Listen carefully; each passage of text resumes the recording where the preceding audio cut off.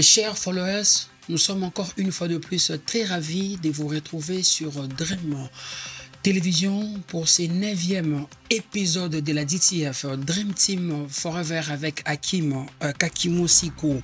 10 ans d'existence de la Renaissance du Congo, on clôt les dossiers. Aujourd'hui, c'est mardi déjà 30 juillet 2024 avec les cadres et supporters de cette équipe. Si hier, les supporters critiqués et découragés tout simplement ou soit condamner la gestion opaque au sein du dernier club Motema Pembe de Kinshasa et que l'équipe était dirigée par un groupuscule de gens ou soit par un groupe d'individus depuis la création de la Renaissance du Congo, qu'est-ce qui a changé? Le pourquoi, le quand, le comment, on en parle aujourd'hui sur ces beaux plateaux de la Dream Télévision avec Papi Kitoubila en premier, à qui j'ai dit bonjour et bienvenue. Oui, merci beaucoup. C'est le journaliste Hakim Kakimosiko. Hakim Kakimosiko. C'est la Kakimosiko. Oui, oui. Merci beaucoup pour l'opportunité au Chesibiso. Yakosolo le longo na ba supporter. Je crois que c'est la deuxième fois. Tout ça l'émission ensemble. On t'a souvenir. Oui. Mais Okolia Elonga Mutu. Robo Sanate, mais en tabo Robo Sana. Donc, Robo Sanate. Merci d'abord pour le cadre qui t'a offert Bisso. Et puis, tout le monde pena félicitations à responsable et à place Oyo. Vraiment, ba Flair et Belé, Congo, ils en a posé na bango. Na pesi ba sportif nyonso en particulier. Et puis, ba René nyonso balingi balanda Bisso. Lelo na ngonga pour na polobela Oezali Renaissance du Congo. Puis 10 ans à Renaissance du Congo et Tomati, Tokiti ou bien Nini, donc voilà un peu. Voilà, il ne sera pas seul, il sera accompagné de monsieur Igo Elamba, à qui aussi je dis bonjour et bienvenue. Bonjour, Ndeko Hakim Kakimosiko, le professeur. Merci beaucoup. Donc, très heureux de partager ces moments avec vous parce que je sens que l'histoire du club est réunie na plateau. Donc, na pesimbote na ba supporter nyonso. Donc, tous allons vraiment concentrer tout sur la masole équipe. Donc, tout côté apprenant en profondeur. Rapidement, bon, il y a déjà évolution et la commission électorale aux gérer. Ça évolue comment? Oui, effectivement, nous évoluons. Toujours qu'indépendant na baligné à malamu parce que to bandaki na phase ya liboso ou ezaki phase ya ko propager, c'est-à-dire communiquer par rapport à la commission électorale parce qu'on était nommé. Et ensuite, les gars qui na élaboration à loi électorale, le calendrier électoral, donc la deuxième semaine. Et troisième semaine, tous les gars qui sikoyo na ko recevoir ba candidat et puis ba ko déposer ba candidature na bango, c'est-à-dire période ya traitement réception ya ba candidature et après yango tu vas constater que ba candidature zala qui tellement ébélé et au-delà de tout ça et puis tu constater que tant ba pesa qui auto joie qui pour notre traitement ba candidature et zala qui vraiment mouké et permettre qui bisoter non seulement to traiter ba candidature mais aussi to traiter pe liste ya ba électeurs parce que côté wana c'est vraiment là où il y avait vraiment beaucoup de choses à traiter donc to senga qui de manière à ce que biso na kati ya commission pe to constater que pe ba candidat ba respecter ki ba critères te to ngaki élection ezala exclure ba to mususu te to pesa ki pe na ba candidat possibilité ba ya ko kokisa ba critères na bango to komaki na obligation ya ko réaménager calendrier donc semaine oyo toujours ça la travail ya ko réaménager calendrier je crois na faire la semaine oyo to ko annoncer bino ndenge nini to réaménager calendrier pour na to les cas na phase bisika to sukaki pour to ya ko continuer. Voilà, je rappelle encore une fois de plus que monsieur Igo Elamba est président de la commission électorale au sein de la formation de l'Olympique Club Renaissance du Congo. Alors, on en parle maintenant, 10 ans d'existence de cette formation, 10 ans de peine, 10 ans de sacrifices, 10 ans de beaucoup de choses, mais avec eux, ils vont quand même nous relater cette histoire de 10 ans, parce que ça fait quand même beaucoup d'années, des années. Bah, et pas quand on a déjà commis 5, on est à 2 ans, déjà, on a 5 déjà. Donc, on en parle, Fabrice Kitubi là, l'un aussi des combattants, président sectionnaire aussi au sein de cette formation. Ozala, naba ngonga nyonso, oyo ya mobulu, oyo salamaki aussi en 4 équipes, il y a Derrick Club Motema Pembe, ozaki pe parmi ba révolutionnaire, oyo te basala ki ke lelo koko matina équipe oyo ya Renaissance du Congo. 10 ans après, leçon nini oyo tiré na ba mibu nyonso oyo kokisami. Merci beaucoup ndeko Hakim. Na 10 ans nyonso oyo esalemi na équipe na biso, nga na koloba to tourner en rond.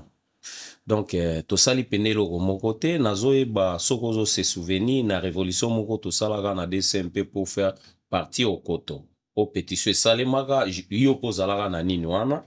To signaka pona à l'époque les Kotazaki honorable na niveau ya parlement, il fallait qui akende.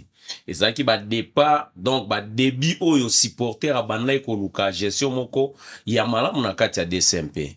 La évolution wana ndpe ki kobota Renaissance du Congo. Et Renaissance du Congo tango esalemi ba dirigeant batikala ki na niveau ya DCMP et nous les supporters toyaki na niveau ya Renaissance. Quel détail. Il fallait quand même to bandai ko mona mabe liboso ya ba dirigeant bazalaki parce que banda lo équipe ya bango ezali ya bango ndepe il faut ba confisquer topé hein ba intérêt à club ezaki ya club te mezaki ya ba individu. Alors tant to na Renaissance to tiraki leçon te na makambo wana parce que molai ya ndaku e bandaka na hôtel mabote me bandaka nde na se. Donc fondation ya ndaku nde elakisaka molai ya ndaku. So sali fondation à 2 niveaux et que matisi 4 niveaux, il faut yebake ndaku wana eko kule kaka. Donc ba dirigeant to yaki kocha tango to bandi début ya OC Renaissance du Congo en 2014, c'est là où maintenant début à donc départ ya mabe déjà to salaki. Na image na biso komona kezaki symbole. Moni tambolo ba pasteur eza motoyo aza quand même na logique aza na révélation aza na discernement to mona ki ke kozala malamu mais to zo to kondana ka epete mais to yé pas aki supporter parce que comme on a évêque oya na DCMP aza na titre moko te aza lokola ki mazaki lokola papi okotala pe na ba débit ba désordre nyonso ezaki na DCMP évêque azaki ka mopanzi na biso ba supporter même temps équipe ezo panza mais tant on peut toquer et loko ya mabe yaki kosala nini ba intérêt tango ebandi kokota maseye e ba sponsor ba ye e mutu na mutu akomotala siko retard ya zoki ya kolia ya DCMP aye na politique wana vers évêque Pascal Mukuna. Papa Omonia Ezakabo, papa Omonia Ezakabo, papa il faut tout ça là, papa il faut. Et comme on dit toujours, il n'y a pas de mauvais troupes, il y a que de mauvais chefs. Il y a un salake ezalabongo. 10 ans.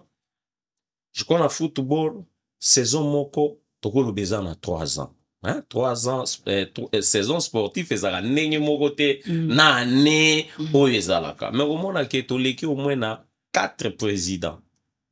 Mukuna, Mandala, Malua, et puis Maxime Seleman. Et bato nyonso pe bazo ya wana. Siko il faut totuna. Est-ce que za bango eza biso ba supporter, d'autre part na rolo eza biso ba supporter. Et ce qu'on remarqué même na 10 ans wana.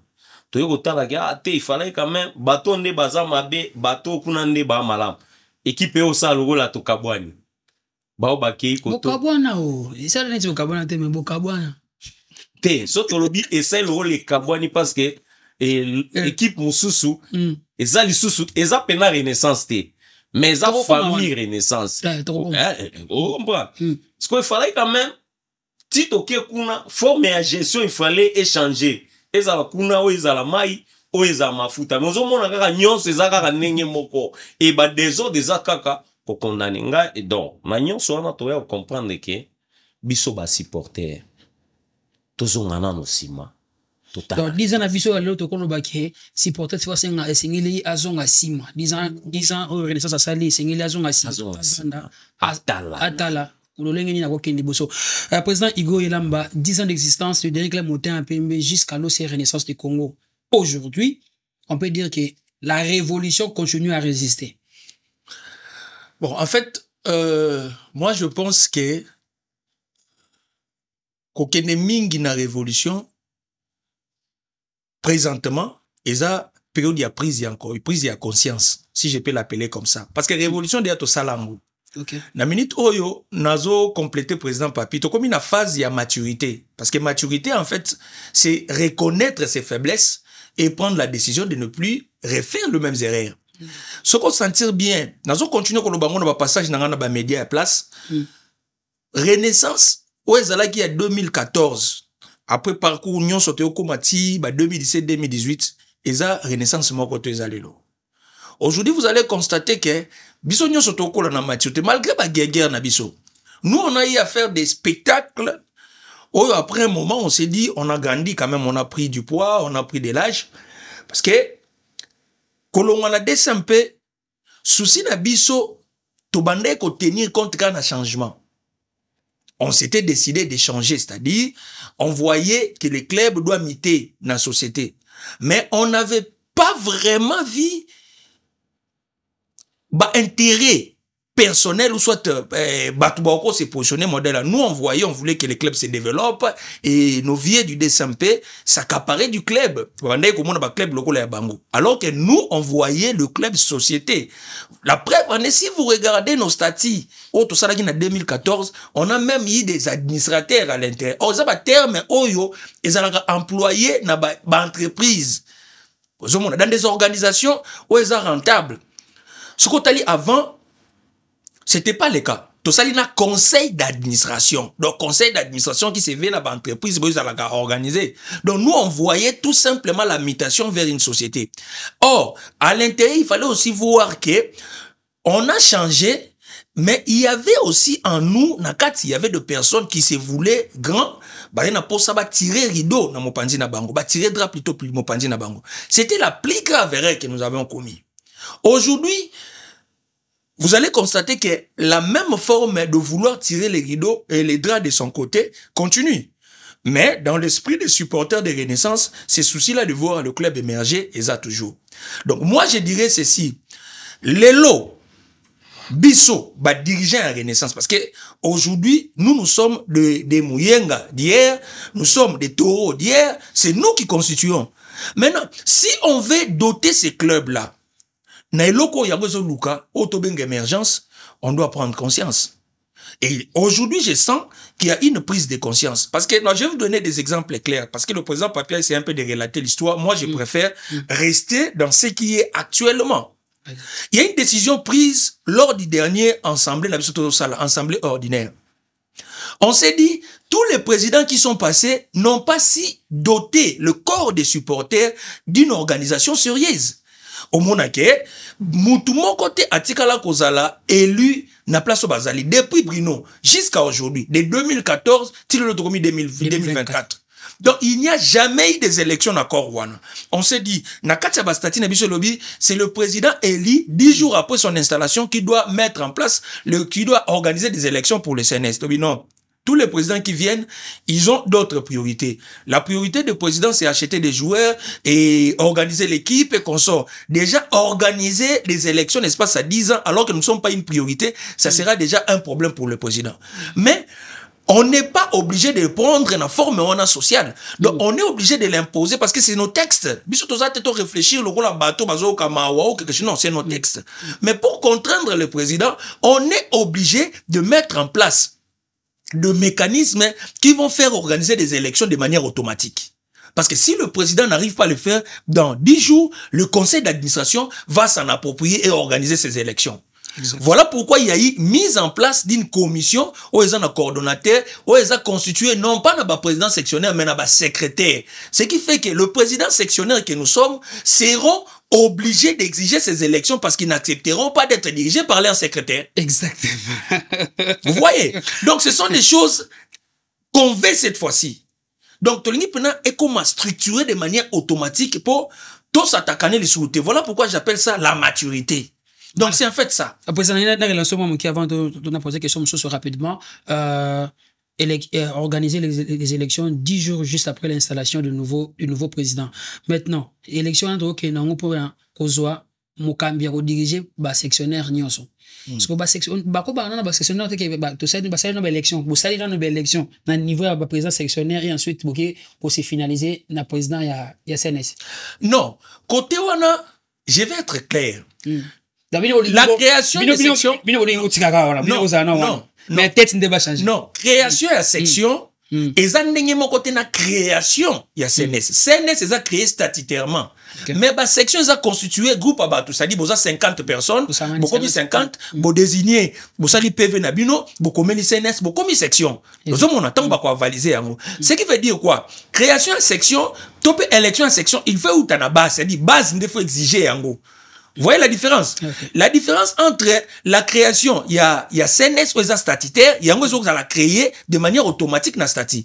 Mais ce qu'on a section, pour nous comme président sectionnaire, et ça CNS n'est pas décidé à rater. CNS pas qu'il a imposé, qu'il y a un conflit au dossier comme à niveau. Il y a bureau à CNS. En ce moment-là, CNS a encore s'enquérir dans la situation, on a peut à qui organiser, bah, élection soit à proposer, bah, moi, cadre, moi, qui permettre de organiser l'élection. Si qu'on monte, on est censé, organiser l'élection dans la section, azan na compétence, azan na qualité, azan ni légal ni légitime. Vous voyez? Donc, la meilleure façon de faire, c'est de commencer avec le président qui sera légal, qui exigera cette fois-là, na ba section, hein, bango pe pas non seulement légal, mais aussi légitime. Donc, le besoin doit se sentir na niveau wana. Pour organiser les élections na niveau ba section, directement, je dis aux supporters, bino na ba section na bino, so qui vont s'organiser, beaucoup ça l'envoie lelo. C'est-à-dire, vous organisez, na forme administrative, c'est simple, vous faites une pétition, soit vous allez même au commune na CNS, nous voulons des élections, na date telle et pas na biso. Na niveau à CNS, bah, étudier, même aujourd'hui, soit on dit que non, il y a conflit. C'est une priorité. Nous avons un corps censé le faire. Et ça, conseil d'administration. En ce moment-là, CNS a orienté dossier dans le conseil d'administration. Bah, ça, il peut y élection et qu'on s'alléma. Mais, pour la section, pour ça, les méfeux bandanacés. Et ça, CNS n'était ça la élection. Tout le président, statutairement parlant, c'est incohérent. Président Papi Kitobé, là, 10 ans d'existence à Renaissance. Faites ça la mété? Bon, bah, ça, la fête, na matanga te. Matanga, vous comprenez? Mais, ma solo de konanga, il va bêtiser, les solo, il y a les lotés. Toza ko hérité, hémorragie, moko banagi depuis 2014, ti ezalaki, et ti lelo. Donc, bah, désordre moko toko mona kezaki, bah, désordre moko bien organisé. Bino bomo na ngundi eza na forme moko lokola, mais ça, désordre déjà, ou eza orienté, intérêt topé objectif, il y a un individu. Et là, on y est à l'époque, on a en 2014, parce que grande commission d'abord, Isaka, appellation à DCMP. Biso eza CNS. Pourquoi totika qui on a formé une grande commission? Parce que zala qui n'a intérêt à battre moko. Et mutazota la bia son a longoli papi na mini toyo et koningisa pouvoir na ngai. Vous voyez, totiki Bruno akende. Et tant to bandi o senti que Bruno a comme zo pouvoir, comme kota ate tocha, to longola tocha 1+4. Vous voyez, ba forme biloko wana, nyon se bandai ko kende, et moto a nommé yo, ozotika la paix redevable, et pas inae. Donc, eza ba hémorragie moko yo, et ban, eza ko kende ti, le londe to okatango. Parce qu'on a ba désordre, on a c'est entre nous. Na bandeko ba mi pandi wana. Na biso tozaka famille. Bon, siko eza la malamu ndeni ni abo to sa feti mekuna o sepena. Et surtout, c'est placé, c'est pas un désordre, non. Tozo linga tocha nanu ordre. Ce qui ordre koti, et que, bisomoko, na kati na biso toko momo na ke, ah, ça va. Tobeti championnat. Obi ke tanto bandaki, malgré na flou wana, Renaissance a bandaki, a simbaki pena mutu ya championnat, ya lina foot à l'époque. Et le lot tobeti championnat, aussi azali 5e. Est-ce que, fait wana, to sepeli na 5e, et fait wana to sepeli na désordre, fait wana to sepeli na ba situation nyonso to leke na wana ba justice, vous voyez. eza année moko ya méditation. La raison pour laquelle, même si otali na mboka na biso, au moins na soki komi le 30 juin ezaka fête de l'indépendance, mais ba autorité ba olekisa ngo na moment moko ya méditation po bayeba tokende wapi nini otoki kosala. Donc voilà raison pour laquelle omoni ke fête penda totie nango mutu te parce que tozana na matanga, tozana na mawa, tozo réfléchir quoi il faut faire. Président Igo, 10 ans, famille Kaboni mbala misato. Boswani, bandeko bakei, basali Atletico Club Fibo.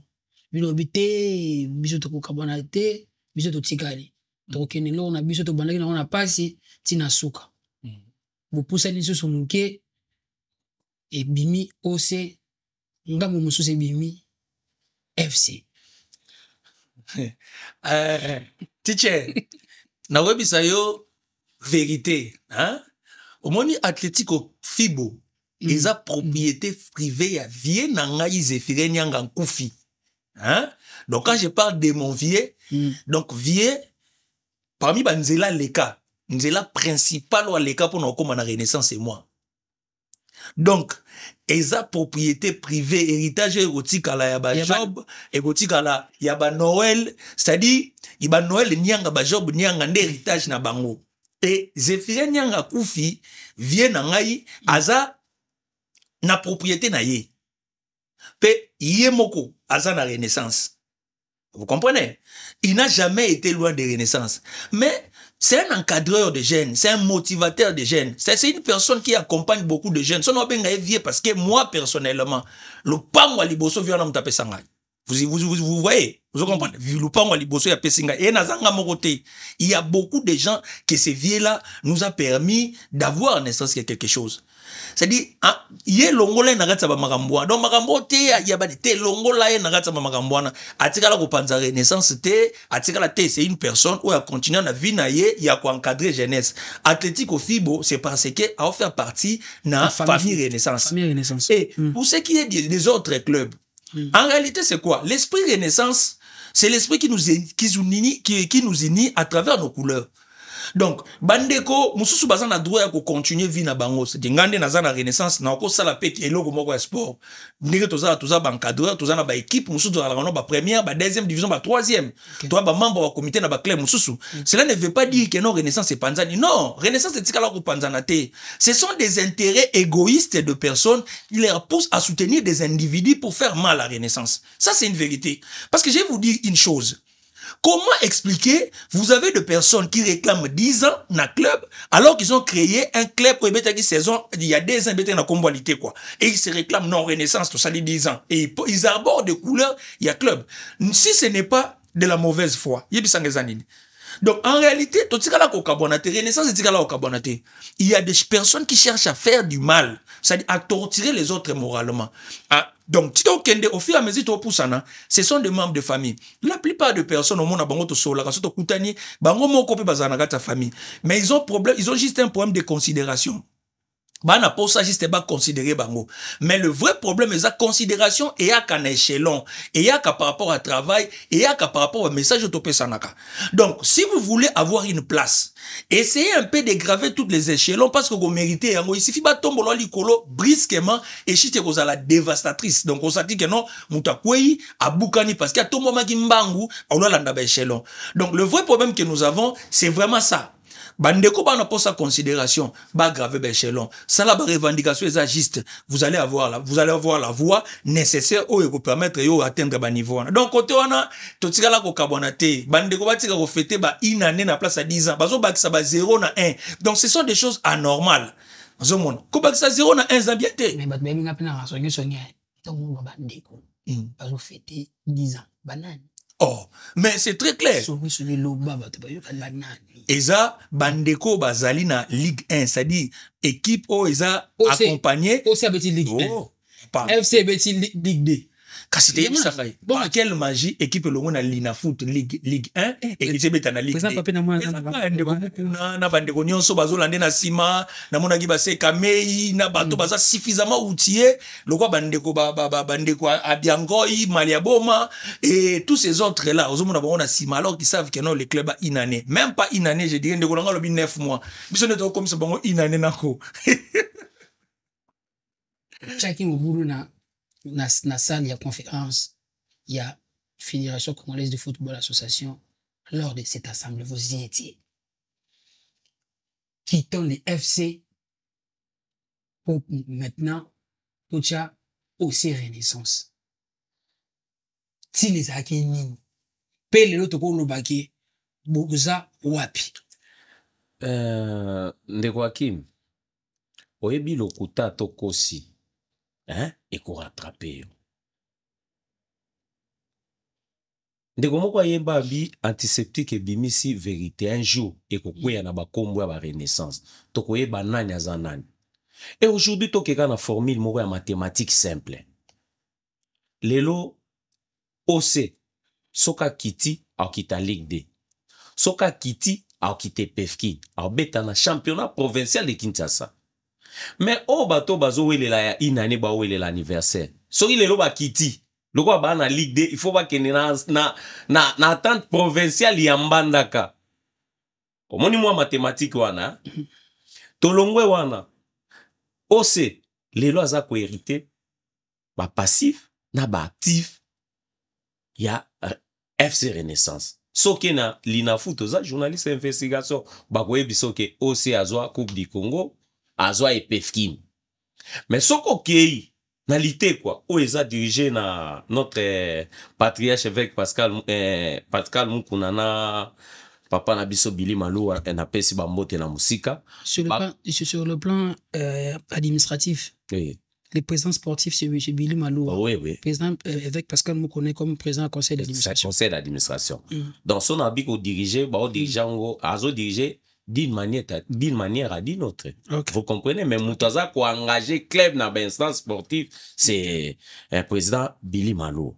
Qui fait mandat, apparemment. Ah ouais, oui. Au comment on a que, ceux qui ont tuni bango bien, bakoye bisoke, na tante provinciale ya Mbandaka, ndélité kwa za coupe. Donc, Babiloko ezo ya tamsou 10 ans, et puis ceux qui ont landiango bien, Jogari, lité kwa za mukola Jogari. Hein? Et to longola babiloko wana to ebi ke kan ndenge ndeko na biso alobi et ça problème kaka nzala ya kolata orange na blanc des okolata ezolata comme si wapi aussi depuis qui assemblée bovandi bosolo le bité to longola no préfixe wana ya FC to chango OC soki to chaki OC eloko ya raison liboso ezali ke oyebi ko Renaissance du Congo ba ambitieux ezalaki ke équipe il faut comme omnisport. Alors, et Babiloko peso sala bateau, toi qui comprendre que mutazo mona baka na posa ba diriger. Yango monita mutozaki ensemble, ba monsieur so wela ka nazala président junior. Oui, oza président junior, mais junior eza wapi ba jouer ba ke wapi. Comme on pas ces jaka place ba ozo ba décision, mais ko zo responsabilité ne loko la dirigeant ko tambusa pe junior ezate.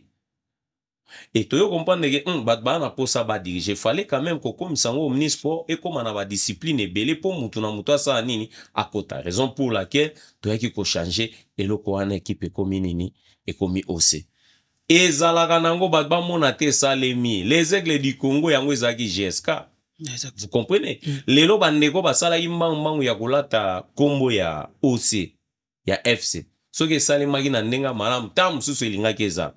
Mais lelo na moni bakomi ko senga kuna na niveau ya Lina Foot et papa na biso Bosco mwe wazali na PCA vraiment wa mote so ezana moto lelo atambusaka bale wana e engagé ngai na ndenge longo bani na respect ba texte za katata wana parce que tant waza kotenga PV à session o esali ke bokoma wana eza wapi est-ce que zali ezalaka te et PV ya ensemble ya mutation.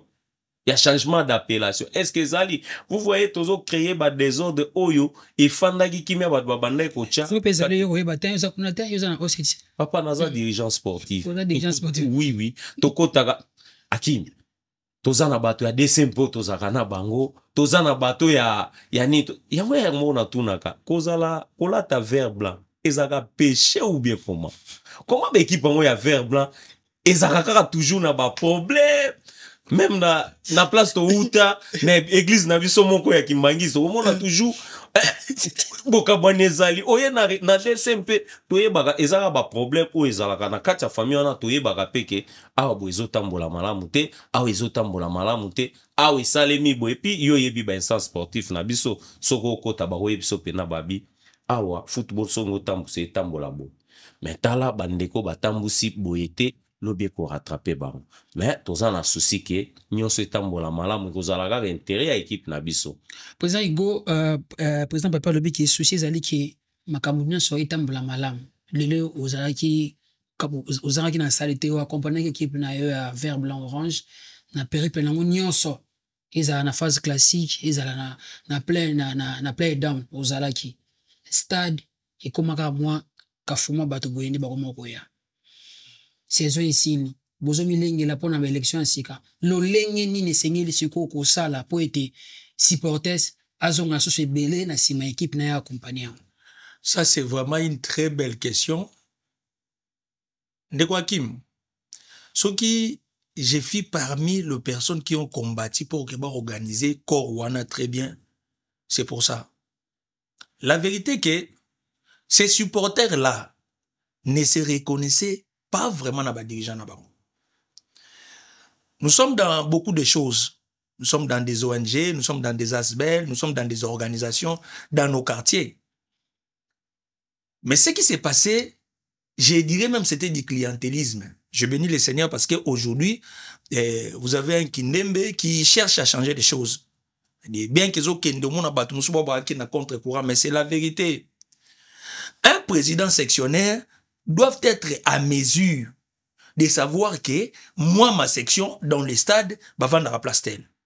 Ah oui. Parce que si vous avez 50 personnes, vous êtes président sectionnaire, nous avons les stades de Tata Raphaël. Quand il y a du désordre, au Kouéba, que non, cet endroit-là, mes supporters sont là. Pour tant que supporters na yo, place à vendre, non, na vendre en 23. Parce que nous avons un martyr qui na vendre en 23 na c'est. Vous avez na vendre en 1. On sait déjà là où vous habitez. Donc, c'est très facile de pouvoir encadrer les supporters. Ceux qui pensent à sectionnaire, bando samsala. Maintenant, pour que les sectionnaires fassent bien leur travail, il faut leur doter des moyens. Je vais vous dire encore de manière claire, parce que maturité, il faut que à niveau de président sectionnaire, oh, non seulement baza suffisamment outillé, mais baza là quand même na mon bagage. Bisous tout ça là déjà recrutement soit échantillon ba président sectionnaire baza na ba compétence soit naté. Aujourd'hui, s'il faut mobiliser, ce sont des supporters de Renaissance qui sont dans la maison. Certains ne trouvent pas leur intérêt dans le stade. Ça déjà place ambiance. Imaginez, moi je suis un serviteur de Dieu, mais je préfère être dans les stades plutôt que dans les bars. Parce que dans les stades, je me reconnais. C'est-à-dire, on a l'ambiance normale, je chante et je peux même festoyer, ce qui se veut normal. Vous voyez? Et il y a des amis femmes qui étaient dans des stades. On a Bassina Ban à l'époque dans Renaissance. Mais aujourd'hui, c'est pratiquement le contraire. Voilà pourquoi on dit la maturité, c'est d'abord reconnaître nos faiblesses pour changer des choses. Donc, Ngaï, pour ce qui est de supporters dans le stade, accordez-nous tout simplement la possibilité d'organiser les choses. Nous sommes sur une bonne voie. Et cette année, avec moi, je suis le président de la commission électorale. Avec ce qui se dessine, avec ce que je vois là, si on laisse le temps de pouvoir laisser les choses s'organiser, je vous dis que nous aurons des bonnes choses. Donc, côté wana, si on donne la possibilité à ces clubs, non seulement d'organiser ces élections à niveau SNS, et puis CNS est côté qu'on travaille et qu'on accompagner le président sectionnaire pour organiser la section d'abord parce que yemo kwaza légitime yemo kwaza légal akolinga pe à permettre bande kwa na bazwa pouvoir oyazui ozomona l'égalité wana légitimité wana est pas et qu'on permettre club na biso et se coaliser, c'est-à-dire et kanga pena mayonnaise okomona ke mobilisation ça simple pour la renaissance on est ba tactique moko automatique na club na biso na yebi ke yo yebi ke renaissance surtout bandi ko s'organiser na moto to la nango et c'est le côté stade wana ko tonda dans quelques jours. Voilà, to komo kitama malema avant to betama ba sur là ba souvenir ba coach bien ba leka et ba joueur bien ba leka. Renaissance en mode de Jérusalem. Tout mission c'est money. Total na ba réseaux sociaux. Même si information na pena ya solo na ntuzuite. Na ba supporter oyo balanda ka yo ba yebipe yo. Soko za na message moi ko lancer par rapport à l'organisation par rapport à makambo lenge zo kenye na ba saison ko ya o yebisa ba ngoni. Bon, eloko liboso quand ndenge on a biso Igo alobi pour notre organiser organisation malam ya liboso ezake na biso lo biso ba présence sectionnelle toujours reconnaître ba faiblesse na biso ba supporter pe il faut ba faiblesse na bango eza place nini et ce qui biso nyonso dans l'ensemble to reconnaître yango ndepe to sala départ ya malam ya liboso ezali ke toko ya stade te ba compte à rendre na biso il faut ezala libanda. Football, oui, tu as l'émotion. Na okita msona fingi yo. Mais ça permet de comprendre. Mais si on a commis na bêtise, on a zokisio. Et l'on a caractère sportif, comme il y a caractère pénal. Nde wane ko makata msuso moni président, botiki nga kaka voto lingate babiloko wana. Bon, Jérusalem, bon, ezaka kake changement ya mabe na malamu. Ko finga te na stade. Kozokisa te na stade, salite eza na stade lokota yango stade eza poubelle te, stade eza ring te. Donc yango wana nde Jérusalem ya malamu na kati équipe yango. Donc chrétienté. Donc nzela ya Israël. Nzela chrétienté. Oui. Voilà, to comme na suka podcast na biso spécial 10 ans rapidement pour que te clôturer yango na banibika na yo mbala moko souvenir à malamu. Soko bilelo primé na 10 ans. Continue à malonga oyo ko primer na 10 ans oyo sepele ça. Bon, eloko liboso neti ngai kota la renaissance.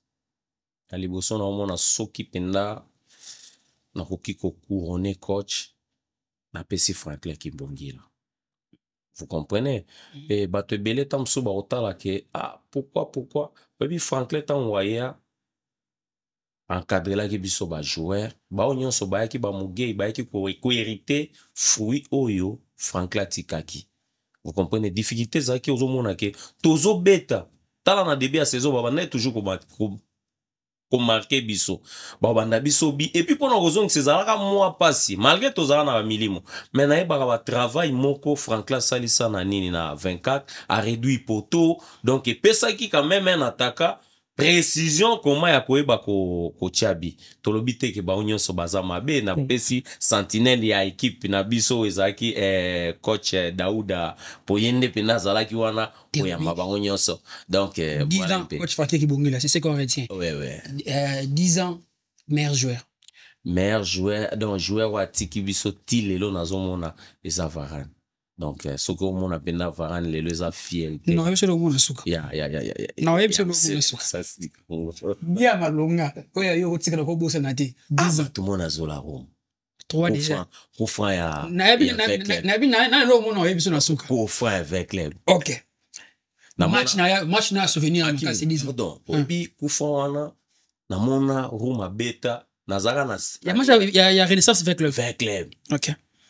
Ibenga zara na bidon na mai na maboko tant kufrane ekoti ibenga bwa ki bidon na mai vous comprenez donc dessin vous savez comment on a déjà et ça la peine du tout meilleur match na yo meilleur match na ngai à 10 ans et ça un match à nini arc-en-ciel FC Renaissance diko il y a 1-2 il y a D1 il y a D1 Kadi to pola oui to pola kanga na talaka à l'époque on a fibre na communication fibre on a vu tout pour tout oyebelo nini na lobi ya 1-1 mais na lobi no ya D1 pourquoi na talaka équipe ndenge prestaka na terrain malheureusement to yebi ba corbo na biso nde ba facilitaka ba situation Meilleur dirigeant. Meilleur dirigeant na 10 ans. na 10 ans. Meilleur dirigeant là. Meilleur dirigeant. Président Igo, Mais c'est l'ambiance de la DTF, vous comprenez, cher followers. Attention, aussi, bon, c'est la machine. Non, surtout pas. merci beaucoup. Un coup de chapeau à tous les supporters il y a Renaissance du Congo. Donc, on va opportunité pour on a d'abisso. Mais encadré, ou bien même mobilisateur, il fallait quand même peser là. On y reviendra avec vous à la fin là. Wana na ebesaka on a biso Schubert. OK. Vous comprenez? Bato belé tam so bachaki kate mais aza parmi bato yo ba mobilisaka pona ko tonga eloko. Voilà, merci beaucoup. Président Igor, rapidement avec vous, on fait signe déjà pour 10 ans d'existence et Renaissance, c'est ça qui pas mal. Il faut voir donc tout le pays quand ça rappelle ça qui pour équipe on peut exister depuis 2014 jusqu'à nos jours aujourd'hui, il y a 2024. Meilleur coach. Oui, meilleur coach, moi je dirais c'est Lévier Yvon. OK. Yvon Kitenge. Qu'est-ce son nom par exemple? Pour moi, je dirais lui parce que en fait c'est avec lui qu'on a vécu de moments, hein, c'est-à-dire d'apprentissage, quoi. Bah, moments douloureux, c'est vrai. Il y a des entraîneurs qui ont marqué le pas comme Daouda et comme Moguegue, ce sont des grands. Mais pour moi, je pense que les coachs, ils vont, je ne dis pas par rapport à sa spécialité, par rapport à ses compétences, mais par rapport à l'histoire du club. Donc, pour moi, je pense que c'est les coachs, ils vont. Je préfère être là. Meilleur joueur? Meilleur joueur de tous les temps. Donc, pour moi, je dirais c'est Milimo. Il a marqué nos esprits. C'est pas par rapport aussi. Moi, je préfère pas être Moi, je ne préfère pas être un joueur par rapport à connaissance à football, mais c'est par rapport à leur façon de marquer l'histoire. Meilleur but? Meilleur but, c'est encore Milimo contre OCK. Donc, contre OCK, match, c'est Silaki. Ok. Et puis, tout ça, wana méchant, c'est la rage, notre bébé, donc, il c'est la rage, bouka bakiti. Mais l'autre, moi, bimi place, wana, niatia, ba le coach, na émission, nandenge to bimaki stade, nandenge ba sifla qui te ebi souté. Souvenir à match? Bon, souvenir à match à Kitoko, là, je serais plus dans, je dirais, match Nabiso Tobetera contre KFA. Parce que match wana l'équipe a vraiment souffert, c'est-à-dire toujours la pression, il y a distribution à ballon, mais nos joueurs ont vraiment tenu les coups. Là, je me souviens facilement de Timba Bébé, parce que c'était pratiquement les joueurs qui a bien joué ces matchs-là. Donc Azagi Pena, Likolo Namba, ça nous a vraiment fait du bien que c'était difficile pour nous, mais Tobimaki. Meilleur dirigeant? Bon, meilleur dirigeant, je dirais Mukuna, parce que il nous a fait tellement du mal, ça c'est une vérité, mais avec le temps qu'il a fait, il n'y a pas un dirigeant qui a si dirigé, qui a apporté quand même quelque chose, bien que c'est parmi les personnes qui nous a fait vraiment du mal au-delà de tout le monde. Donc, il y a l'équipe Batunion Sonamabé, mais pour ce qui est de l'histoire du club, c'est le dirigeant qui a beaucoup duré et aussi qui a aussi apporté des sourires. Dans les 10 ans, si vous posez un message, moko, même si dans la catégorie, on a tellement qui dans le but, si vous posez un bâton, si vous pouvez rapidement. Non, je dirais 2 personnes, il y a bonne foi. La première personne, c'est Kindembe. C'est vrai, comme j'ai reconnu, c'est Mukuna, c'est la personne que j'ai combattu le plus dans Marambouabali. Et c'est aussi une vérité, j'ai des raisons de le faire. Je le soutiens et je persiste. Et j'ai pas changé de point de vue. Et par rapport à ce qu'il a fait au club, il nous a fait tant de mal. Mais s'il a bien dirigé. Kindembe, c'est par rapport, il y a ma position. C'est-à-dire, une personne capable d'être flexible, c'est pas donné à tout le monde.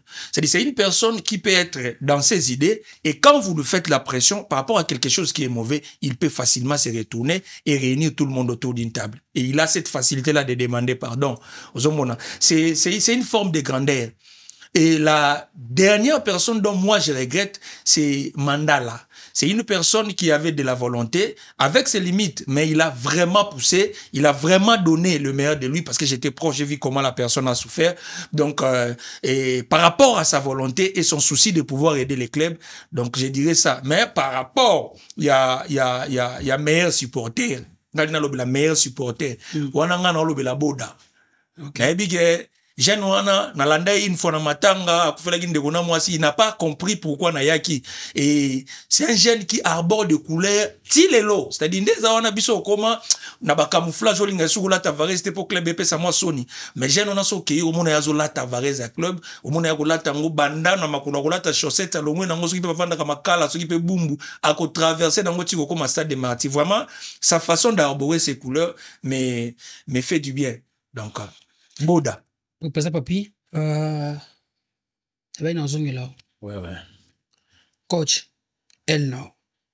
Joueur, elle non. Bi, elle non. Ouais. Ce qui n'a pas.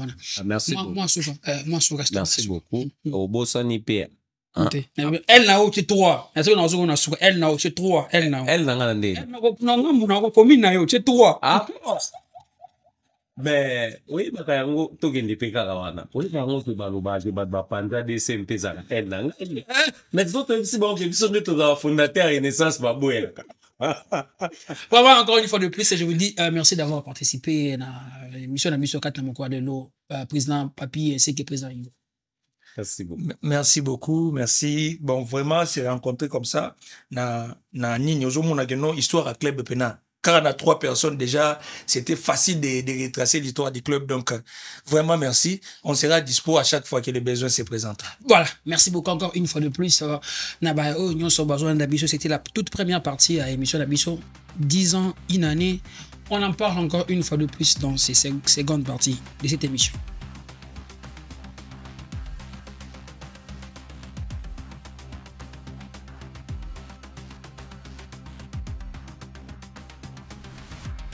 La seconde partie de cette émission, comme nous avons annoncé au début de ces podcasts, 9e épisode de la DTF, on reçoit cette fois-ci cadres et supporters du football club Renaissance et c'est du côté de la Ligue 2.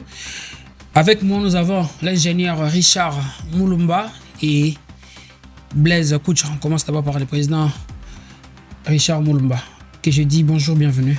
Oui, bonjour mon ami Hakim. J'espère que vous allez bien. Hein? Oui, tout va bien par la grâce de Dieu. Quand on a le souffle de vie, on a l'espoir. On a l'espoir. Monsieur Nzambe, Blaise Koucha. Mbote nao, bienvenue par la vision. Mbote quand journaliste kaka mosi ko mikolo belé, mbote na ba nyonso bazupeli baku ya kolanda biso. Merci beaucoup. D'abord on a un bang pour na moni. On parle de 10 ans d'existence, il y a Renaissance du Congo. Na mounio pour là 10 ans na polo. Bandeko to partager na bango awa. To mituni question na bato ba olanda biso sikoyo. 9 mois to 10 ans. Ouais, kaki mosuko pour mes alliés nini. Pour mes alliés qui Renaissance du Congo ils ont fêté 10 ans. Ils ont 9 mois ba komi Renaissance du Congo. Somo bien ba komi ba changer ata elo monter. Donc, là, mon côté, ils ont longola na, comme bien FC Renaissance du Congo, 10 ans. Donc, 10 ans, il y a FC Renaissance du Congo. Il y a bien une famille Renaissance mobile, mais vous faites 10 ans. Donc, il y a bien une équipe qui peut Ligue 2. Il y a biso équipe qui peut Ligue 2. Parce que, il y a un de mutu, ils ont un combo wana, il y a 10 ans. Ils ont ça, que combo wana, qui 10 ans. Nous avons la Renaissance du Congo, abutam na 2014 yo yebi na yebi ke na makambo na kutu yo za moi un peu makasi yebi bien que Renaissance du Congo ba pesa ye document ou Italie ou lobby combo ya Renaissance du Congo na 2014 na le 19 juillet 2014 ozomona le temps déjà les loto ko kisa 10 ans ozomona le exact ba komaki te OCT ba komaki nani Fiboté, FC Renaissance du Congo. Voilà, ingénieur Richard Moulumba, tout ça penayo la katia ya podcast na biso mokolo ya lelo ya DTF. Kolongwa DSNP koyati na tokomi Renaissance du Congo et totalisé bongo 10 ans déjà d'existence na yango. Révolution salamaki, ba supporters ba critikaki. Gestion bakondana qui paye gestion et à l'époque wana ezaki bien ezaki opaque ensuite OK moi groupe moya bato kaka ne babanda qui ko diriger révolution salama qui jusqu'à ce que au lati couleur au lati wana biki couleur à séparation ezaki orange poto aki na bato mususu bazaki na vert blanc rouge bino boye na vert blanc orange. Lelo 10 ans leçon nini okoki ko retenir? Bon, na okoba révolte wana ezalaki na DSMPKT. Il y avait beaucoup de gens au balemba déjà makambo misusu ya babale bazalaki découragé bafandaki na bandako. Il n'y a pas que DSMP, donc bato baza kolata lelo vert blanc orange bango nyonso bauta na DSMPKT. Mais il y a eu un mouvement quelque part où il y a qui kosala que même na bato misusu ya vita baya na renaissance bato ba mazembe bato ba sanga balende, bref ezalaki mupepe na koko bengango neti ya à l'époque ya perestroïka ndenge esalemaki. Bon, après ces mouvements là, je crois leader moko amonanaki oyo amemaki mouvement mena oyo esalaki FC Renaissance eza avec Pascal Mukuna. Je crois tokoki ko ignorer histoire te. Et quel que soit makambo nyonso oyo ekoki kozala na parcours d'une histoire, la réalité, la vérité est là. À cette époque-là, c'est l'évêque Pascal Mukuna nde amemaki vanwana, bien que on avait président Musanganya, président Nsingi, mais le charismatique, le leader, la locomotive, et c'était lui. Ayo memango tina ndenge tokomi leloyo Renaissance ekomi batu misusu bakomi koya abendi lipapu na ye oyaye abendi mandefu, mais je crois sur le plan même moral, sur le plan vérité, sur le plan pratique, Mutu Azali soit modèle, le nom du FC Renaissance, c'est l'évêque Pascal Mukuna. Et le lot na 10 ans, ça en profite maintenant à tout le monde. Même dans bateau bazaki na mouvement de départ, baye bakuti parcours. Il y a Bamakambwana, baye profiter, bénéficier. Et aujourd'hui, nous sommes dans la 10e année de ya existence, il y a FC Renaissance. Pour nous, du moins, nous gardons notre mythe au Tozana et l'évêque Pascal Mukuna. Voilà, le mythe reste le patriarche évêque Pascal Mukuna de Kukucha.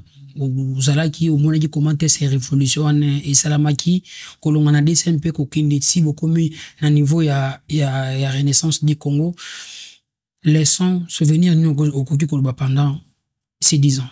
Ouais, na o etali souvenir au Tozanango. Parcours mobimba wana. Ouais, bitumba. Parcours Renaissance c'est-à-dire bitumba. Ouais, c'est ça normal na biso ba chrétien toloba kaboye. Muto yo babundisaka te aza muto ya malonga te. Muto babundisaka yo wana muto ya malonga parce que tolobaka ta na ndenge balobaka nzete oyo ezaka na mbuma malamu te babambango libanga te. Renaissance du Congo ayaki na idéologie oyo ezake ndenge papa Richard otoloba asangisaki ba supporter sebele. Ngai nazo se souvenir na ta wana ezala na supporters moko awuti intérieur ya Kinshasa azotuna bato équipe nini o izana Kinshasa oza ba supporter sebelo na kokomisa bayebise ke to mona mikolo ya Renaissance abenga pe mamona komi muto ya Renaissance jeune wana nazo biso akoma muto afibo moko ndima te okasala kwa ayaki do abanda fibo mais ya ina ba 2016 moko ba 2018 do akoma fibo ti de tolo bano bo akoma fibo moko ndima te yingo banilo eza équipe moko yaki na la mwisaki sport ya RDC et puis sport ya Kinshasa ozobona et la mwisaki sport Kinshasa mais lokola bande kona biso puis na bakonzi biso ba Africofana balina foot na ba comprendre kité ya onde omoni lelo e amene biso ne to komi bo parce que ba to liboso oyo ba fala ki ba sunga Renaissance du Congo ezaki bango mais ba sunga ki bisote pona nini ne ka ezala ka mukilango équipe moko ya na ndenge bien mais bango ba memaki moi ba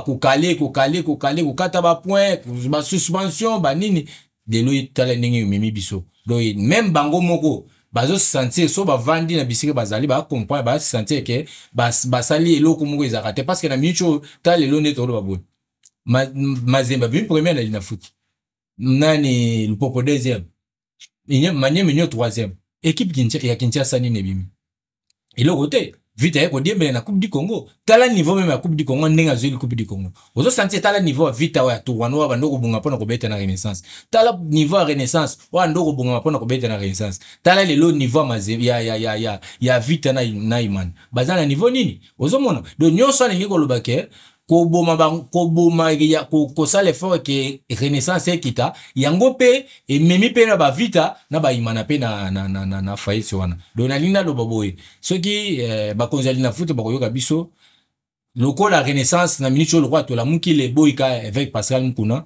tozo pese merci mingi na ndenge penza aloti susu équipe na biso parce que lobby tozaki ne tozo zo ba jouer étranger ba uti banda mboka baye to moni na moni niveau avec azana motivation wana mosiko yebi papa wana bien tu yebi bien yebi soir fibo tant to som tant to bengana ba room ke makambo yebi maki balia bon après ba room niveau na moni la papa na bimisa ba mbongo to somba plus de 9 étrangers Ozomona do ba 9 étrangers ba ya ba beta pe ba la kisa mukilike ba convaincre pe Kinshasa monite te renaissance du Congo azana ba étranger tozo ba étranger ba mérita ko beta do yingo ba ke tant tozo sepela eloko isa biso bien zanini tant tozo sepela lokola papa évêque à la mukili susuboye donc nandimi ke champion même ata biso to beta ligue 1 ata to beta ligue 2 ndenge tozo esenga ke to beta ligue 2 même vite à ça ngoyoka somo wana il y a niveau renaissance pour même temps to bandaki perfine to bete perfine mais vite azo bongam ozomona to bete perfine mais imana zo bongam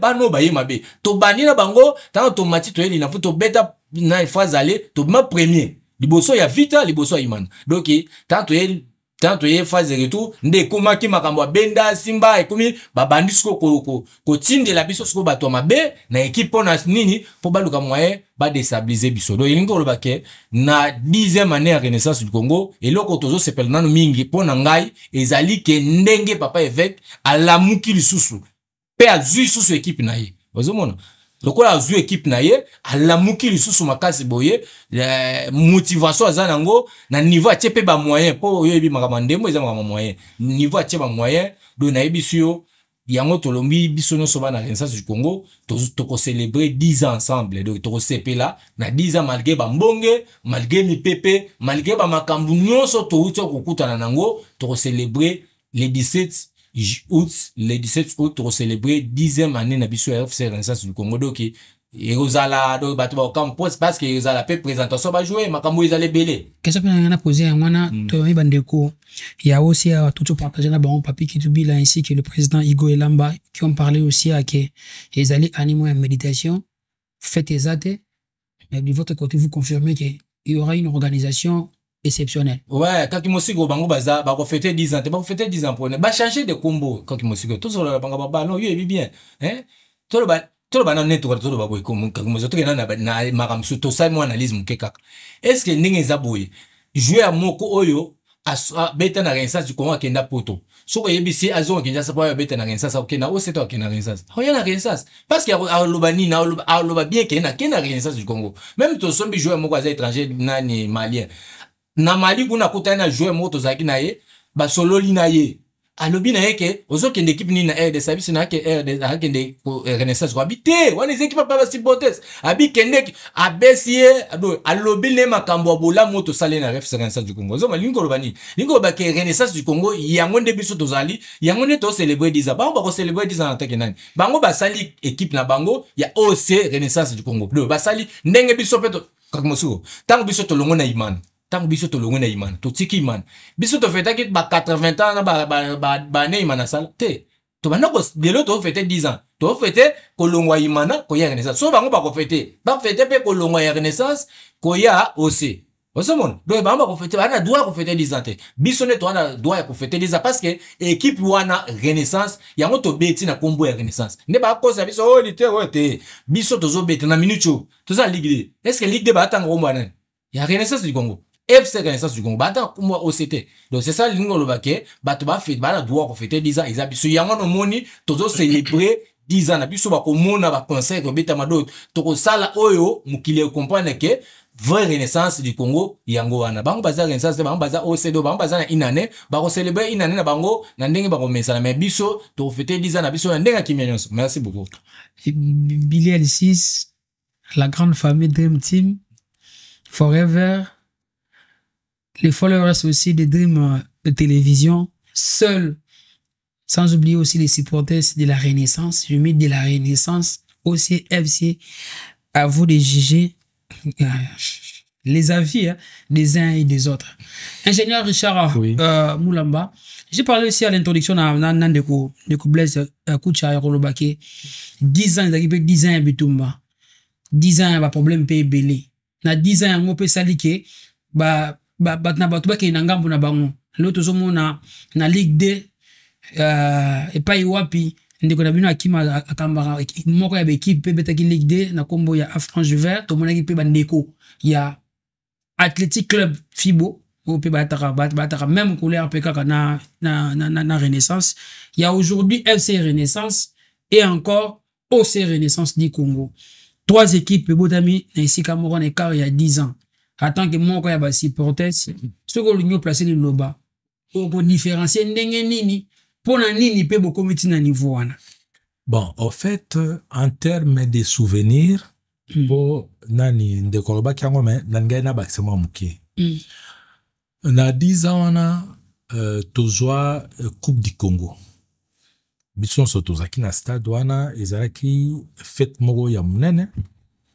Na 10 ans wana tokei na Coupe d'Afrique. Na 10 ans toujours ya Renaissance, tomoni ba joueur oyo etikalaka kosalema te na EPFKIN s'il vous plaît, ba mona ba brésilien baya, ba mona ba malien, ba camerounais tout ça. Bref, 10 ans oyo il est kanaki a depuis 2014 Tissiko 24 sur le plan comme manager est très positif.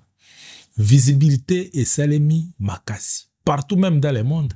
Je me souviens Bino Bozali batoba média dans la ndemba msusu na chaîne ya Bamindele ya sport wana moyena lobango peut-être ezate bison surtout landango, ils ont parlé du FC Renaissance du Congo pour dire que na les 10 années oyo et les canaux pour moi le bilan est largement positif.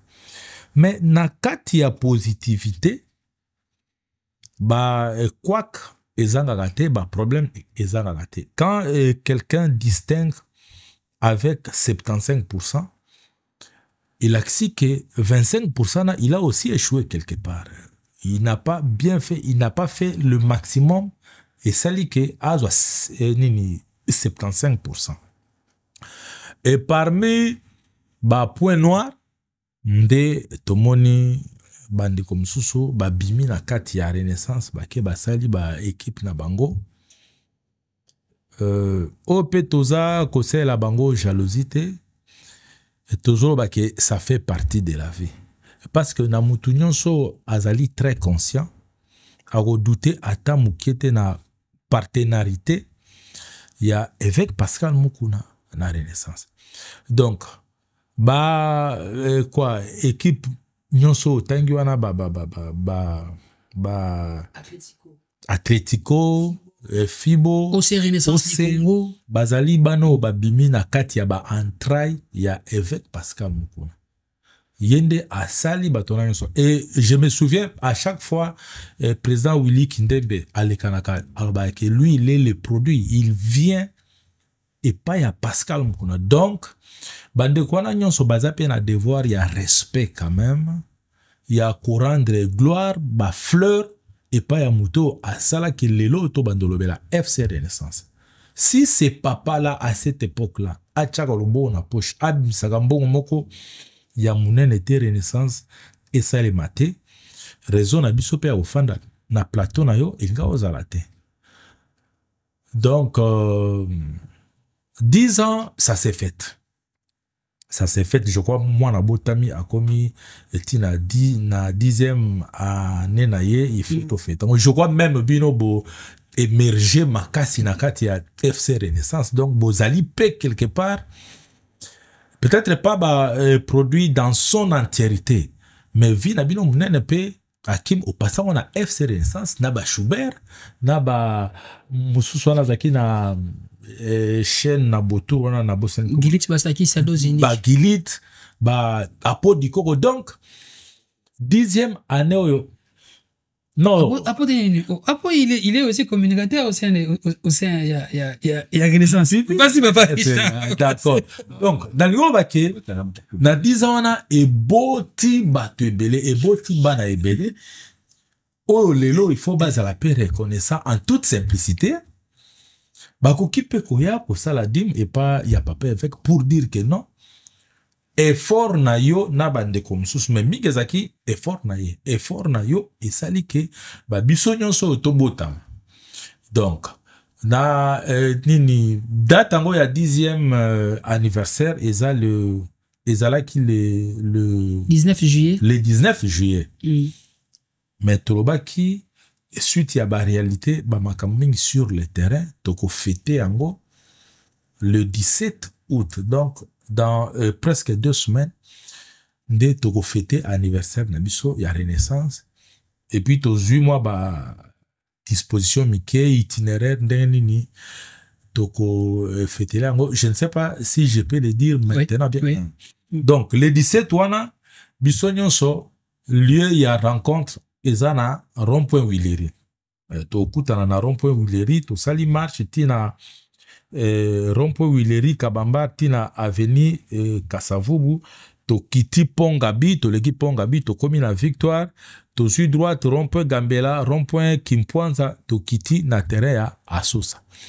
Et on a pas mal des invités, il y a auteur ya minene o ba oya obeta musique jour wana na Asosa. Je crois toza na Bayuda du Congo, toza na ba Bill Clinton, toza na ba pour parler pena ba héritier Watanabe. Je crois même na ba ceux qui fait au fali comme ça. Je sais pas beaucoup. Pourquoi vous fêtez 10 ans au Nangonga Boébi qui peut traverser peut aussi pas mal de problèmes? Non, vous savez, date ya anniversaire il rappellera toujours Makambebele. Ça nous rappelle beaucoup de choses et nous sommes dit que à travers babolam na babe auto kuten nango étant donné que Dieu nous a fait grâce, on doit quand même lui rendre grâce. Pour tokobanda na ba marche wanate le matin ou bien la veille tozala na culte d'action de grâce. O toko remercier Nzambe, o toko reconnaître les grandeurs naie à travers l'équipe Nabiso. Et après, nous fêtons quand même. Moi, je pense que même na matanga, batubaliaka non? Après avoir kundamutu, bazongaka, bolie, bokaboli, sucré, après, bopanzani. Or, yabiso, eza matanga kakate, po tozoa Coupe du Congo, po tomona Coupe d'Afrique. Donc, nous avons intérêt aussi, yako sepela ke yakolela. Voilà. Kucha, na ozo un peu pas na momoke, on a robeta, tout à l'heure, le lingi, bobeti, ba match na Ligue 2.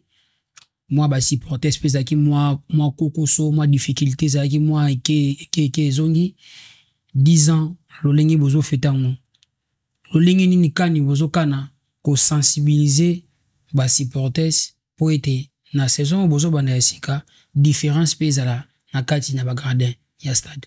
Ouais, na yango ndo moni initiative ya 10 ans yaki. Initiative ya 10 ans yaki ndenge ni pona komona nyonso wana. Problème na biso toza nango kakimosuko ezali ke ba supporters ebele ba koma lésé parce que ba zaka na ba information oyo taka na fond ya équipe te. Ba zaka na ba information oyo taka na ba muto ayeka boyi abeteli surtout banda ba groupe wa WhatsApp ebima.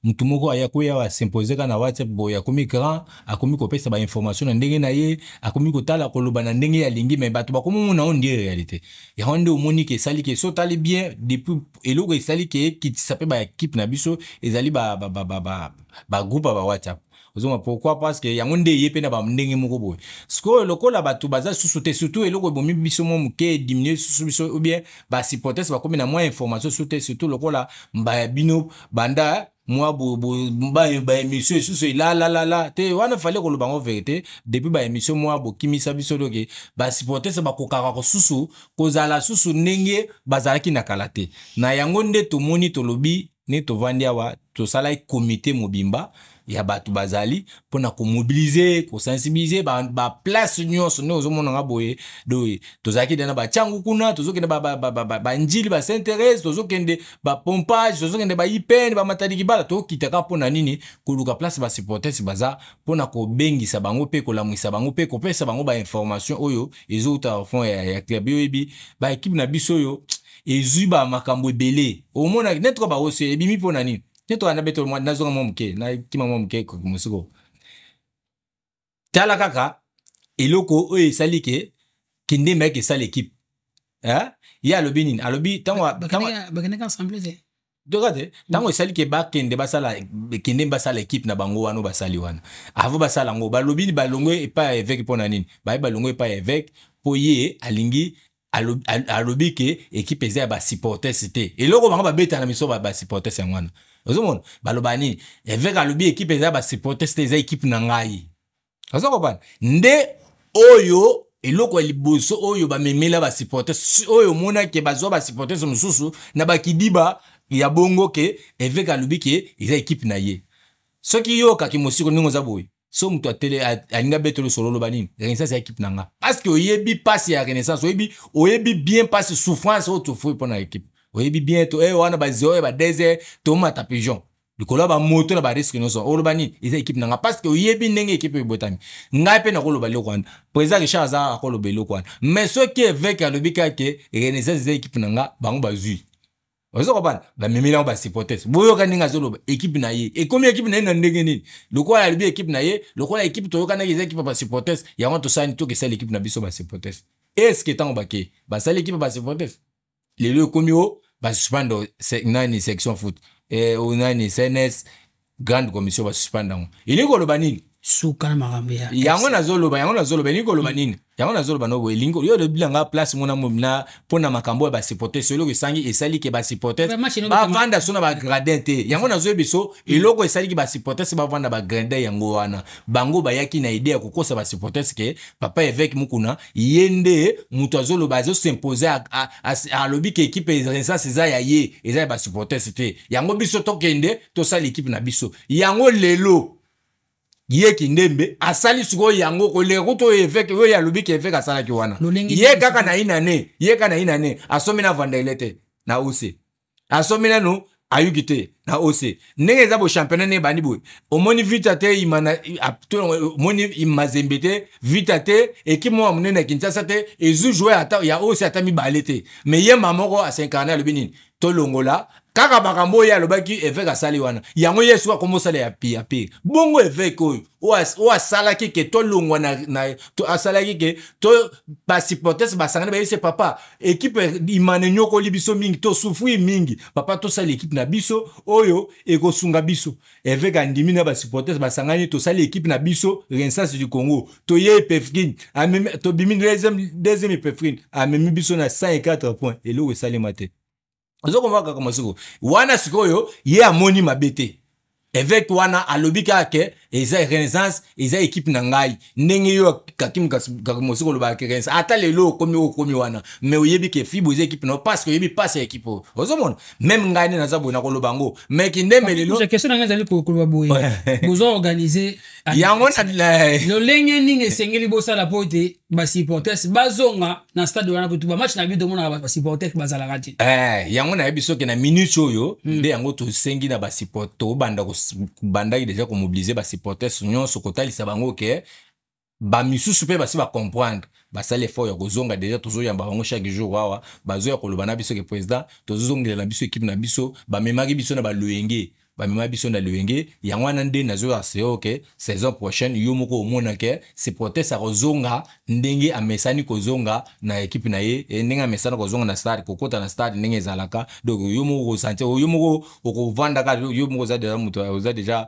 muto media yo moko za muto stade okobanda komona chaque jour nde ba supporters banda ozonga chaque jour. Ingénieur Richard, oui. Vous avez vu moko ya bakambi ya ba supporters nangambo na déjà comment est-ce que la situation a été chaotique, il faudrait le dire comme ça. La saison où il aussi la saison sportive 2023-2024, au moins qu'on le lengi ni betami, attends que mon quoi cambier ba supporters, le lengi ni nous a ko bongisa. Il y a eu base pour être saison ko banda sika différences allez à makasi. En fait, eloko ya liboso eza kobongisa communication. Quand il n'y a pas la communication entre le cadre et la base, c'est la mort. Batu mingi ba se déroutaki to ba faire déroutaki bango par manque de communication. Même dans matière sécuritaire, balbaka, celui qui a la communication a le pouvoir. Donc, eloko liboso biso tozo ngato bongisa, c'est la communication. Cette communication là entre les cadres d'abord et les cadres et la base. Wana eloko liboso tolingi to bongisa na kati ya FC Renaissance. Eloko mbale, vous savez, Papa Évêque, c'est quelqu'un qui est de sa nature, azaka manager moko mnene. Il sait parler. Il sait rassembler les histoires oyo et ko faire parler à FC Renaissance di Congo. Lelo azu ba joueur ya qualité bauti en Afrique pe na Brésil.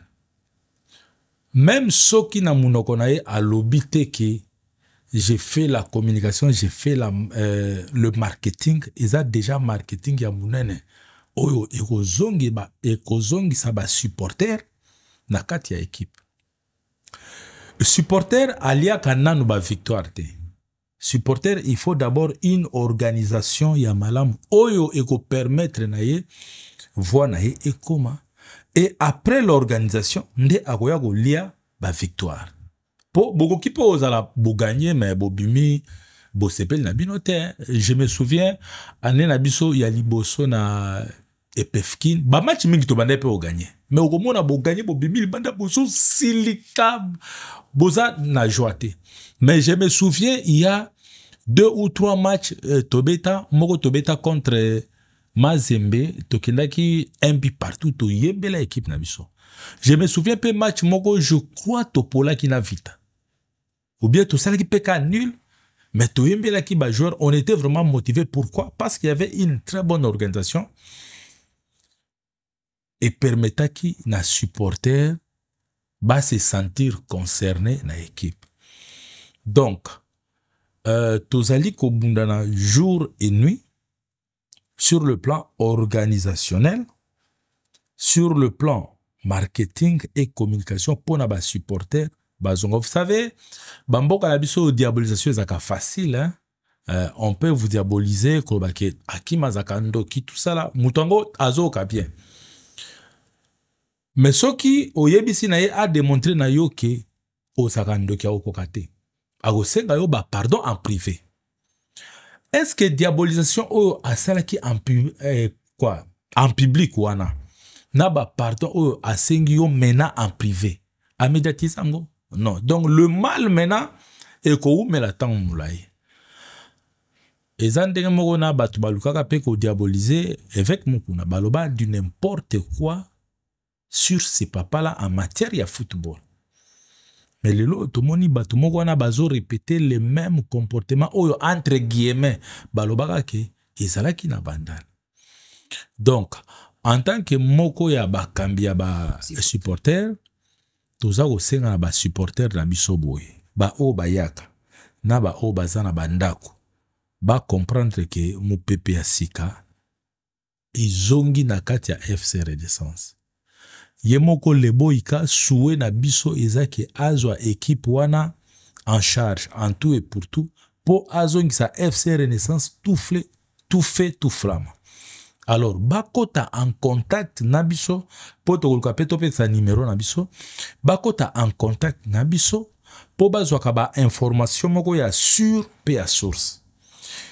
Soki bazwi biso te bakende na bandal na Mavungu 2 et c'est là où bakozwa ba information nyonso ezali bien. Donc toza ola musa na bandeko nyonso ba lembaka sur le plan sur tous les plans nakati ya FC Renaissance bala muka batelema po mupepa sikeye makambo sikeye. Et j'ose croire avec ba makambo na lobby supporter ako zonga dans le bon sens facilement. Et vous promettez aussi à vos supporters que déjà Ligue de Bozobe est allée pour monter maintenant en Ligue 1. la saison passée. Si. En tout cas, oui, nous sommes déterminés. Yagomatana Ligue 1. Au Monibalo, Tobete avec beaucoup de difficultés, beaucoup de contraintes, beaucoup de réalités. Oh, Nazomo a importance à quoi numéro a vraiment été. Mais je sais que quand le Boïka prend la tête de l'équipe, c'est quelqu'un de défi. Et ça, adoration naza kosala na sujet na yete to apparemment les équipes de personnalité té. Il y a personnalité té. Okay. Mais to yebinde musala na yendenge nini asalaka. Imaginez na 2000 je crois 16 ayela biso 3 brésiliens. Babeta na FC Renaissance. C'est quelque chose yo. Donc yeso qui a lingi kosala loko asala on a motema mobimba et surtout avec détermination. Yangwana nazo senga na bana FC Renaissance du Congo. Baeba qui Renaissance il y a 2014 et zongi avec l'évêque Pascal. Donc tout sera feu. Voilà. Toshite, to bana suka ya émission na biso kat na mokola lelo rapidement, j'ai des questions moins rapides. Na bana l'ingénieur Richard rapidement c'est avec vous comme na suki sinayo na souvenir 10 ans. Banda Renaissance Salama depuis 2014 ti to komi lelo awa na 2024. Sur le bio primé meilleur coach au Tchanan. Mogei hein. Mogei abema biso moi musika mingi nasengi bazala tami balé na apesa biso du Congo. Meilleur joueur 10 ans. Pour moi c'est Vanderlei hein. OK. Le plus beau but. Les plus beaux buts ezabi à nani 3 wana a marqué contre Daring nani Orange Ngimbi Ezakana Mazembe. Ezakana Mazembe. OK. But wana ezaki kano. Voilà. Meilleur match na yo 10 ans na so. Meilleur match nanga eza match otobeta qui contre Vita Mboule Betaki. Exactement. Auto Yembaki, tout ça, la meilleure match nanga. Ponayo, meilleur dirigeant. De tous les temps, avec Pascal Moukola. Il nous a fait rêver le ciel sur la terre. Ndeko Kucha. Tokomi na suka émission na biso, moi j'ai des questions-réponses 10 ans. Landa yon au petit solo a epefiki na liboso deuxième année pour premier 54 points ça la matin ndeko kuchiko loba 10 ans ngwana. Ponayo coach ni no robosa na tena 10 ans na so. 2014-2024. Coach Tubas, ouais. Ok. Abimisa biso premier. Na place au vite na imana bazali. Topolate, toyemba nzembo. Moto te akobeta fibo. Ezala Barça. Meilleur joueur pour nayo, à 10 ans. Ouais, wana meilleur joueur na ngai. Ezali pour nanga. Ezaka Vanderlei c'est Bien kitoko. Bien kitoko. 10 ans so moni bien ba fresson salaka. Eza bia Ruma Koufran ya match à Vita. Okay. Ya D1 des oui ça là que Vita gagné bisombali boso Vita gagné bisobi à Ruma. OK. Match au Robo Santé meilleur souvenir à match. Ouais, match na Robo Santé zali Renaissance du Congo Mazembe 1-1. OK. Ouais. Meilleur dirigeant pour nayo. C'est Boïka, je vais passer le point. Voilà, rapidement, président Richard Soko, pour rappeler encore une fois de plus le programme pour la activité les 17. Programme est que les 17 wana marche, tout ça la marche, comme dans un rond-point, Willery, Tobimi Kabamba, Tozui Kasavubu, Tokiti Pongabi Victoire, Tozui rond-point Gambela, rond-point Kimpuanza, Toshite na terrain ya Asosa, et c'est quand on si ba musicien, on a l'oba qui a ba Bill, ba héritier, et puis ba nani wabeta musique ya baluba nani Bayuda di Congo. Tobeng si bango ba Varese ezali ba Varese pesa côté kama kepi ndengo moni na latio ya 10 ans ba écharpe ezali bandeko ba oza besoin nango ba kitimba la mona bandal wana ndesika central ya makamnyoso ezali. Donc je crois c'est ça numéro na biso ya téléphone eza 085 135 29 65. Élément sous Nangé Kobosana.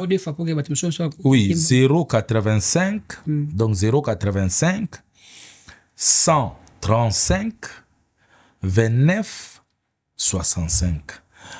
Et l'homme sous Toza Kosala Nangé Kobosana ezali recensement yaba section structure na ba base. Ba oyo nyonso ba yebi que bazali section structure ou base ba se recensé ba benga na numéro wana. Ba oyo pe balingi ba sala ba section na bango, ba structure na bango, ba base na bango. Ba benga na numéro na ngai wana toko orienté bango. Oyo ezali FC Renaissance, y a tout fait, tout flamme. Voilà, nous sommes arrivés à la fin de ces Je vous remercie. Ok, merci. Merci Pebino. Ndenge boyamba kibiso na Dream Télévision. Merci beaucoup. Voilà, encore une fois de plus aussi, merci à vous d'avoir accepté notre invitation. N'hésitez pas à commenter, surtout commenter, laissez aussi vos points de vue, likez, partagez, sans oublier aussi, abonnez-vous massivement. Je dis aussi merci à cette initiative venue du très haut de la part de notre CEO, M. Jean-Luc Mapendo, qui nous a quand même offert cette opportunité que nous puissions recevoir les supporters du Football Club Renaissance du Congo, aussi Renaissance du Congo, pour parler de 10 ans d'existence. Quant à moi, je vous dis, restez encore une fois de plus branchés sur nos antennes et retrouvez-nous à la prochaine. À très bientôt. Bye.